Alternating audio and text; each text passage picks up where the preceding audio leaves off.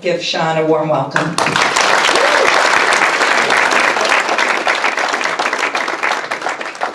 Thank you. This on?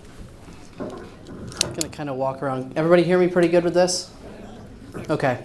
Give a round of applause for, they can't hear us, but for all the people that are here putting on a good, nice dinner for us tonight. So thank you. Who here in the room knows Alexander the Great? Personally? I met him in Persia. No, I'm just kidding. Sailed into Persia, right? He sails into Persia and he looks back at the ships that he gets off of to his warriors and he says, burn those ships. We're not going back. Going back to his analogy, looking at those ships, he just landed in Persia with ships and he gets off and he says, we're not going back. We're going to go in there, we're going to take this land, and we're going to win.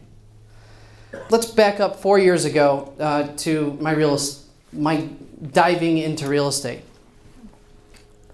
4 years ago, I was a debt collector. If any of you have student loans, you probably know who they are. I was one of those really annoying people on the other line of a debt collection line calling you and saying, hey, you're past due on your student loans and you have to pay. If you don't pay, we're going to garnish your wages. And then a lot of the realtors would say, hey, good luck. I'm 1099. That was me 4 years ago. I was very, very frustrated. I hit the glass ceiling at my job. And I was just so sick of hearing that. So perfect timing. My uncle had been in real estate part-time 10 years. We had a dinner. We had a family get-together, and he said, hey, Sean, how's your job going? And of course, now you all know, where it started and how frustrated I was. Just perfect timing. I said, you know what? I'm sick of it. He asked me, why don't you give it a shot? Do it part-time. If you don't like it, it's just a side hustle to what you have going on at your full-time job. And I said, you know what? What do I got to lose? The next day, I ended up calling Mansfield University where I did my classes, which was the pre-licensing. So I attended Mansfield University. I called them up and I said, let's just get this scheduled. What do I got to lose?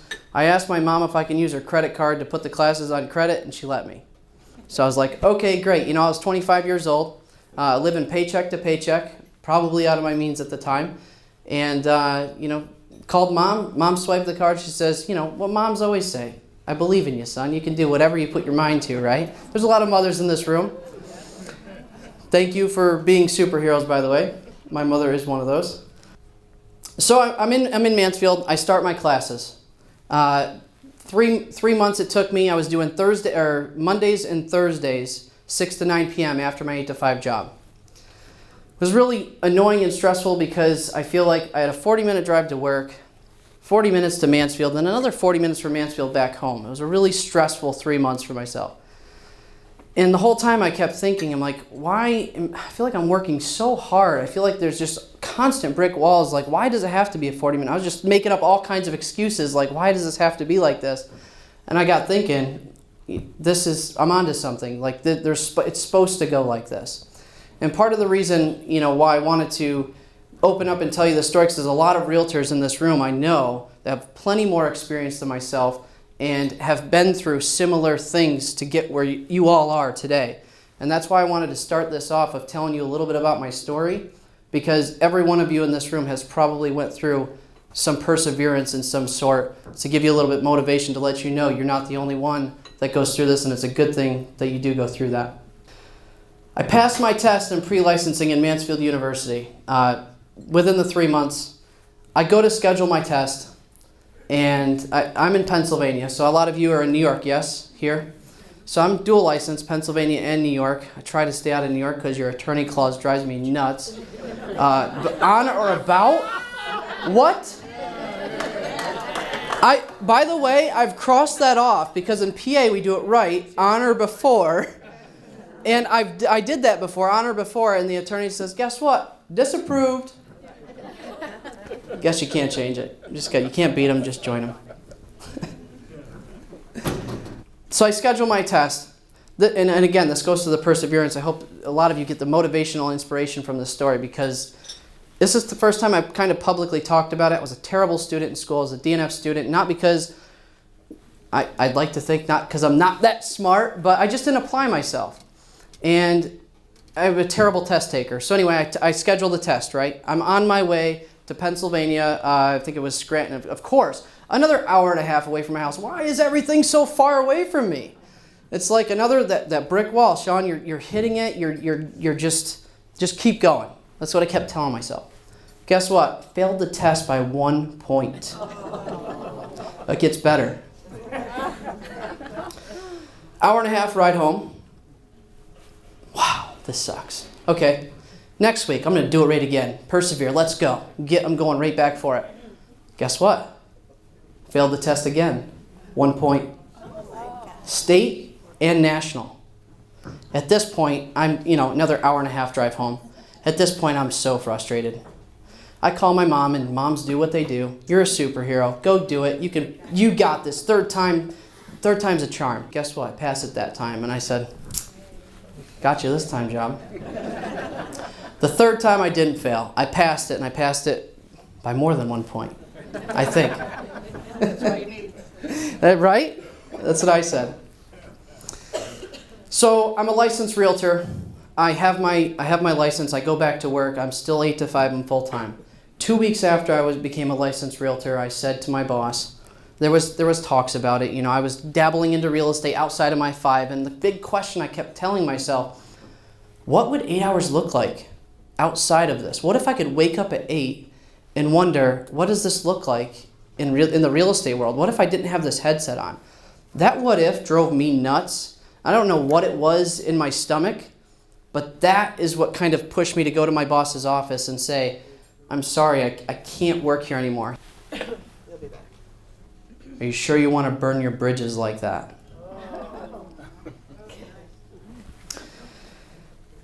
I, shaking my head, sweating, sweaty palms, not knowing what I'm doing, been there for 4 years, just know I couldn't get promoted. I said, I'm sorry.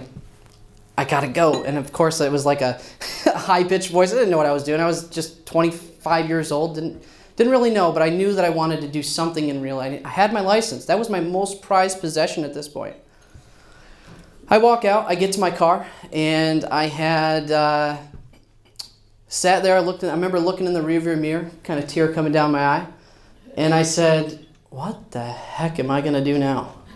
I don't even have an income. And in real estate, I got to get something under contract and then have it close, if it closes. Get through the inspections, the appraisal, and all that stuff. Check my bank account, $99. I had no savings account as a 25-year-old living paycheck to paycheck. And I'm like, wow, I have a week and a half's worth of paycheck coming to me because I just quit and I didn't finish my week. That's for my car, my insurance, my rent, and I'm broke. Well, what do? I call my mother. Mom, I started there because she's always the believer. I just quit my job. She says, but you have your real estate license, don't you? I said, Mom, that's why I called you. I'm sitting there crying on the phone in the parking lot. I love you, Mom. Thank you. Yes, that's right. I do have my real estate license. Do you need to borrow money? Yeah, I'm broke. Well, have you sold any real estate? Mom, I just quit my job. No, not yet. You know what I did that day? I door knocked 98 houses. I wanted to door knock 100. It sounds crazy, but that's how much I remember sitting in my boss's office. That kept repeating in my head. My family. I just wanted to make Mama proud, I door knocked 98 houses. It was a huge failure. I actually got kicked off of a development. Apparently, you're not supposed to be in there door knocking. But I wasn't going to take not no for an answer, but I wasn't going to stop. They slammed the door in my face, and I just moved to the next one. Luckily, I got 2 good leads out of those 98 houses, from 3 to 9 p.m. 2 good leads. One was a buyer, one was a seller. That was the start of my real estate career. 2017 was my first full-time year as a real estate agent. I want everybody to say hi to Stephanie Haley over here in the gray coat. She is my other half, my business partner, my girlfriend. She is probably the reason I'm standing up here today talking about my success, to be honest with you. In 2017, I met Stephanie, and she was a call center rep too at Time Warner Cable, and she hated her job. And I said, okay, well, I'm making a living. How could I get to work with my girlfriend? I thought that was great. Anybody here work with their spouses? Dale, I'm looking at you, buddy. So, I thought that would be great. It was. There's a lot of good things that come with it, but there's a lot of stresses that come with it too. That's my point. I found my sidekick. Every superhero needs their sidekick. I found my sidekick. In 2017, we closed 69 properties for $11 million, and I was the only licensed agent. She was my admin. Thank you. I didn't take vacations, it sucked. So 2018, last year, we closed, I think it was 80 transactions for $11 million. And that was with Stephanie getting licensed when? February, January? So now Stephanie switched from the admin role to my teammate. We're a two-person team. And we're on pace this year to close around 90 transactions for close to $14 million. So that's just us two. Thank you. We just, however, did add one more teammate. That was really my story into real estate, how I got into real estate, and where we are today with just me, Stephanie, two licensees, one other licensed person. Her name's Diana. We just added her to the team. And Jethro.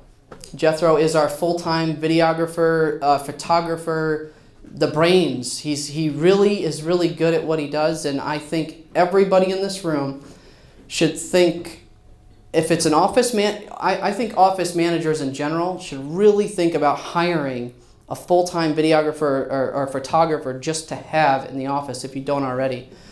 Thank you for your time tonight. And like I said in the beginning of this speech, don't look back. You're not going that way.